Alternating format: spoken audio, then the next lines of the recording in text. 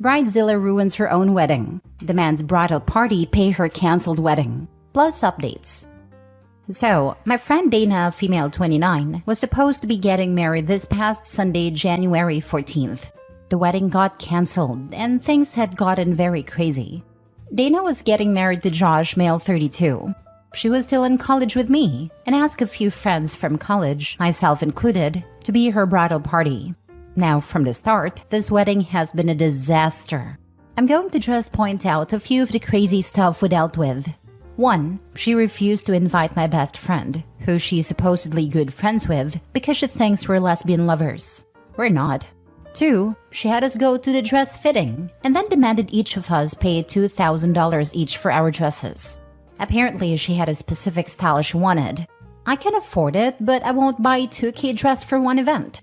Some of the girls at the bridal party don't have that flexibility with money. 3. Apparently, Josh couldn't invite any single females that were not blood relatives of him. So if he had any female friends, they were axed. 4. One of the girls at the bridal party doesn't drink because of her religion. Dana accused her of being pregnant in front of her parents and almost got her kicked out of her house. She was not pregnant, and she dropped from the bridal party. She was a class act though, and never bad-talked Dana. Just said she couldn't make it. We found out about it pretty much on the day of the wedding. 5. She tried to make us cancel our holidays with our families to instead go with her to a destination bachelorette party. I work full-time even during holidays, so I told her that was not happening. More of the bridesmaids said similar things and she dropped it. That's just 5 things of countless drama this wedding was having before the day. Now, the meat of the story comes on the wedding day. The day started horrible. Dana was having a meltdown because apparently the flower girl had to cancel because she has chickenpox. She was threatening to sue the mother unless she brought the sick 3-year-old to the wedding. Josh apparently was able to calm her down from this starter outburst, and we began preparations. The whole day she had constant outbursts. She made people cry, like wedding staff and bridesmaids. The maid of honor deserves a medal for the amount of diplomacy and BS control she had to do. I, for the most part, took the easy route and decided to work outside a bridal suite, like checking flowers, making sure food was okay. Basically any excuse not to be around bride. Eventually I had my makeup and hair done, then the bride asked for a little bit of time alone to decompress from the stress. We didn't even fight it. You could not see a group of women run faster away. Wedding was starting in 30 minutes, so we figured she would be fine alone for that little. I spent those 30 minutes just sitting in the chapel with my phone. It had to be about 5 minutes before the start of the wedding when maid of honor came over to tell me the wedding was cancelled. I asked her what happened, and she said Dana was having a quickie with Josh's uncle in the room. Josh caught them. I just stared at the maid of honor with my mouth pretty much about to reach the floor. She told me to run, and that she was trying to get as many people out before things exploded. So I quickly got my purse, gathered the 2 bridesmaids that were carpooling with me, and we left like the devil was after us. I checked with the other bridesmaid and all had escaped. That night, I called the maid of honor to check what happened and the tea was bad. Apparently, and rightfully, Josh called off the wedding, called her a few names, told off his uncle, and has since left with his mates to, I hope, have the biggest single man party ever. I feel so bad for him. He's an absolute gem of a man. He apparently also told Dana and her parents that she will be paying the cancellation fees. And according to maid of honor, Dana's father told her in front of everyone that she was paying it on her own for being a slut. I thought that was the end of it. I made a choice to separate myself from this mess. Until I got a call from Dana not even an hour ago, demanding $5,000 to help pay her cancellation fees. According to Dana, it was our duty as the bridal party to pay her cancellation fees. I obviously told her no, and that she might as well lose my number. I am never speaking to this woman again. This has been pretty much the reaction of all bridesmaids in the maid of honor.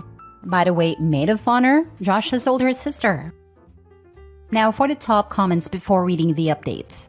Hold up, back up. This is a whole high tea serving right here. I have heard sex is good to unstress, but this is a whole other level. Also, props for Josh's sister. Woman is worth her weight in gold. I mean, the sad part? She had her makeup and hair done, and we left dressed and ready. So yeah, she was wearing her wedding dress for this. Damn, She really didn't think her husband would notice that some other dude had just nutted in her? Lol. What a sloppy bride. Well, that was a ride. You do right in telling her to leave you alone. Actions have consequences. Oh, it's been the longest 3 months of my life, not gonna lie. To be frank, even if the wedding went through, I was planning to cut contact. She was a nightmare. It seems unfair, but I expect once her parents have calmed down that they'll likely help her pay the fees, maybe? Not that she deserves the help. I've just seen that happen once the storm is calmer. Her mom, maybe. Her dad won't. I've known them for years. Dad is very much old school, and I've never seen him cave. Ooh boy, way to start the year with a bang, if you'll pardon the pun. What an absolute crap show. Poor Josh. His sister deserves a medal for getting you all out though. Highly recommend inviting her and the other bridesmaids for drinks in a few weeks. If you happen to find out any more fallout from the disaster, then that's just a bonus. Or dinner, so the non-drinking should have been bridesmaid doesn't feel left out. We're having a barbecue next Sunday actually. Dana, of course, not included. Maid of Honor is new to the group, but we absolutely want to keep in touch with her. That's great, and maybe along the way you gals can lead Josh in the direction of a worthy girl. Not gonna lie, pretty sure half the bridal party would offer themselves as tribute. He's a good-looking guy. I don't know him that well, but we've had drinks a few times. He'll find a girl when he's ready in his nap. Small update 6 days later. Hey guys, I know a lot of people want to know what happened. After talking to Josh yesterday, he asked me to only say that he's okay, figuring things out and moving on. We're going to stay friends with him and his sister. Dana was told that no one in the group wants to interact with her, and since then it's been mostly radio silence. I can't share more about Josh's future plans as he asked me not to. He did have a good laugh at some of the comments I showed him and appreciates the support. The one detail I did get corrected on for those curious was about his uncle. He's the younger brother of Josh's mother, and he's 55 years old. I thought he was married into the family, but I got that detail wrong. I also found out the most disgusting detail is that Uncle knew Dana since she was a teenager. Dana and Josh are high school sweethearts. So yeah, I kind of feel gross knowing that. Other than that, I got a major haul of cake. So at least I got something good out of this mess. Second update 2.5 months later. Going to start by saying he's doing much better. He's moved out to a new place away from Dana and has some of his mates as roommates. He also cut contact with his uncle, as did most of his family. He's put a pause on dating for some time, considering Dana was his first and only girlfriend for years. So he needs time to heal. Dana has now become persona non grata with my friends. She even tried to move in with one of them without telling her, by appearing at 10 p.m. at night and saying, "You can't send me away this late at night." Didn't work. Don't know where she's living now, but I can say for sure she's absolutely without any doubt very much screwed. She has 4 lawsuits. One from Josh for obvious reasons, one from his sister for the dresses she bought, one from the bridesmaid she accused of being pregnant, and one from Josh's uncle since apparently Dana used his credit card. She apparently moved in with him after the wedding failed. So yeah, she threw away her life, and she's very much without support. I saw Dana's parents some days ago, and they haven't had any contact with her since the wedding. They're actually moving with their other daughter, 22, to another state. As for Josh's sister, we've been hanging out for a while. She's actually become super tight with my friends and I. We're even planning a trip sometime next year with her and her 7-year-old to Disney. And yes, we've all agreed to divide the babysitting. We offered, she didn't press us to do so.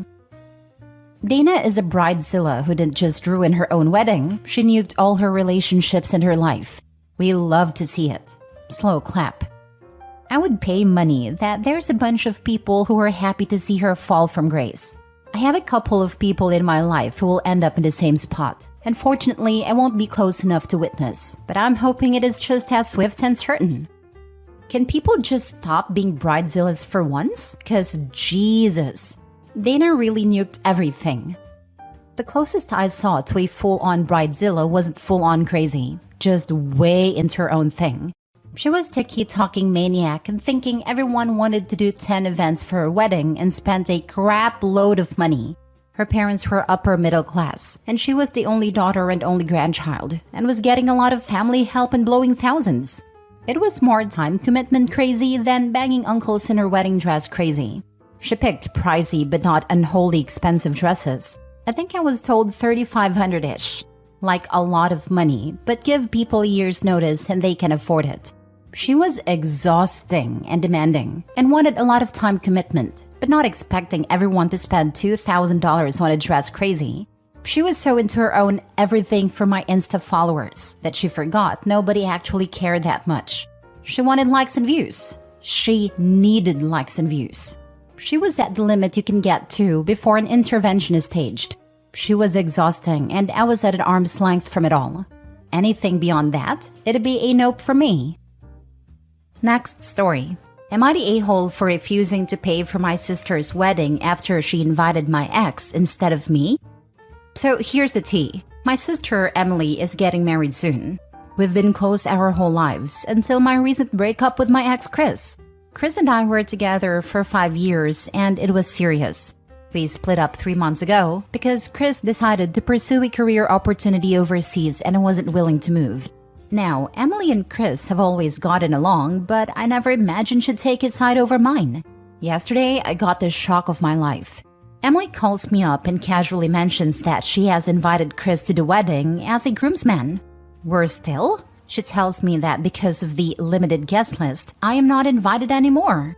Her reasoning? She thinks my presence alongside Chris would create drama and ruin her day. Here's where I might be the a-hole. I was supposed to pay for half of Emily's wedding. It was my gift to her, as we come from a modest background and she's always dreamt of a big wedding. Feeling betrayed and hurt, I told her that if she thinks that inviting me to accommodate my ex is okay, then she should also be fine without my financial support. Emily blew up at me, calling me petty and selfish. She said I was ruining her special day and manipulating her emotionally.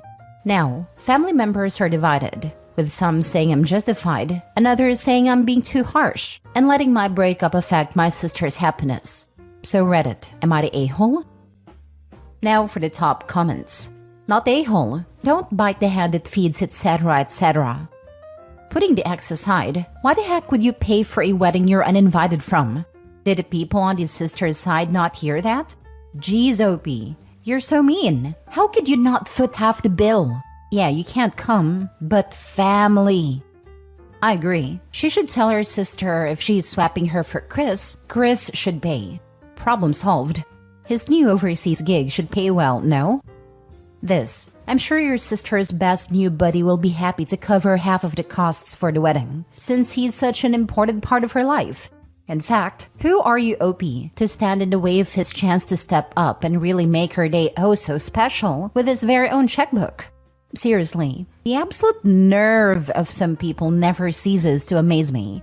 If your ex was any kind of a decent person, he would have refused the offer to be a groomsman once he learned that your selfish and entitled sister decided his participation meant you weren't allowed to attend her wedding. The fact that people in your family are defending her behavior and still expect you to fork over thousands of dollars for a wedding you aren't allowed to attend is equally mind-blowing. Your sister chose your ex over you, and she should live with the consequences of her cruel decision. Don't give her a single penny, not even if she changes her mind and oh so magnanimously deigns to allow you to come after all. She showed you how she really feels about you and who she really is inside. And when people show you who they are, believe them. You're honestly better off without such toxic people in your life. I suggest you utilize the handy-dandy block feature as often as you need to in order to cut the BS out of your life. Take some of that money you are saving and take yourself on an epic vacation. Be sure to take lots and lots of happy vacation photos and tag them all "wish you were here." Last story. Am I the a-hole for telling my sister-in-law that maybe she shouldn't get with married men next time? My brother, male 40, and his ex-wife, female 40, got divorced out of the blue. According to his ex-wife, she was always clear that she didn't want kids. I don't know the whole truth because my brother honestly avoids this question. Anyway, we were all still shocked when they got divorced because these two loved each other and were inseparable. Very soon after, my brother introduced his girlfriend to us, his very pregnant girlfriend. Math ain't mathing. Mom confronted my brother, but he said it just happened, so he contacted the ex-wife. And after some prodding, she confessed that he has been saying that he wanted children and was having anxiety because they didn't have much time left. This was 3 to 3.5 years ago. He cheated on her. She found out about it and asked for divorce. Anyway, one day after divorce was finalized, he got married to his affair partner, female 29. Now they have 2 children. My brother had changed a lot and he wasn't himself anymore. Always brooding and looking miserable. Of course, with 2 children, you have other priorities, but he became very asocial and didn't do anything outside of work. According to his new wife, he wasn't like this when she first met him. He was happy and laid back. Now they fought a lot. Or mostly, she would cry and yell at him and try to get a reaction out of him, but he wouldn't give her anything back. Then one day, he moved out and filed for divorce and shared custody. This was 2 months ago when he told us that he was getting a divorce. Now he spends his weeks without the children, with his ex-wife at her apartment. I think they have reconciled, or at least they are hooking up. I don't have much contact with him anymore because I am disgusted, but he was his old self back. Happy and open and full of life. His current wife, pending divorce, sometimes spends time at my mother's with the children. And it is great and all, but she would not stop talking about the ex-wife. This morning I was there, and as usual, she started talking about her driving by the ex-wife and seeing my brother's car. She was angry, and I get that, but I was starting to feel sick. I mean, my brother is a total C-word. But honestly, for me, she, his current wife, is close second on a C-word scale. I was thinking this to myself absently until I was brought back to the conversation when she was yelling that she felt used to produce children so his ex didn't have to. I got agitated because, while I don't understand why his ex is seeing him again, she did not use his current wife. So I very sternly and loudly said, well, maybe next time don't sleep with married men. She was shocked, then started yelling at me, and I told her that she cannot possibly not have seen that he always loved his ex-wife, and to stop lying to herself. She started crying. When she left, my mom started crying too. Then I started crying because I think I'm the a-hole too. But the problem is, none of what I said was the truth of what happened. I called my brother to yell at him and told him that he should have thought about his children instead of breaking their home. He hung up. Not a-hole. A castle built on another woman's tears won't hold. She was told some home truths. She had an affair with a married man and then married him a day after the divorce was finalized? All I care about now is my nibblings, and I'm afraid both losers will use them in this horror show. Yeah, she insisted to marry him a day after the divorce and made a big deal out of it, sharing memes about shackles breaking on her Insta stories. The C-word. I just can't get past what an a-hole your brother is. If I didn't have my niece and nephew, I would have never wanted anything to do with him ever again. But I want the children to have family and support, because they're gonna need it. Damn, girl. I find this extremely entertaining for me, but not you. I'm sorry. The real victims here are the children. I hope they go into therapy. The adults can go and get screwed. They're too young yet. They will probably need therapy the rest of their lives with these parents.